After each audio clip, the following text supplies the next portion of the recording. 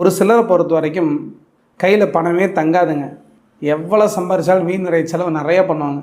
ஒரு சிலர் மிகப்பெரிய தானப்பிரபுவாக இருந்து தங்கிட்ட பணம் இருக்குதோ இல்லையோ கடன் வாங்கியாச்சு மற்றவங்களுக்கு தான தர்மம் நிறையா பண்ணுவாங்க. ஒரு சிலரை பொறுத்த வரைக்கும் போகத்துக்காக தனக்காக செலவு பண்ணிக்குவாங்க. ஆனால் எந்த ரூபத்துலேயும் அடுத்தவங்களுக்காக ₹1 கூட செலவு பண்ண மாட்டாங்க. இதெல்லாம் ஜாதகத்தில் கண்டுபிடிக்க முடியுமா அப்படின்னு கேட்டுட்டிங்கன்னா கட்டாயம் முடியும். 9ஆம் இடம் தான் தர்மஸ்தானம். 9ஆம் பாவம், 9ஆம் பாவ அதிபதி சுபகிரகமாக இருக்கக்கூடிய குரு சுக்கரோட சேர்க்கை அல்லது பார்வையில் இருந்தால் கண்டிப்பாக அவங்கள பொறுத்த வரைக்கும் மற்றவங்களுக்கு நம்மளால் முடிஞ்ச உதவி செய்யணும் அப்படின்னு நினைப்பாங்க. அந்த 9ஆம் இடம் வலுவாக இருந்தால் மட்டும் பத்தாது.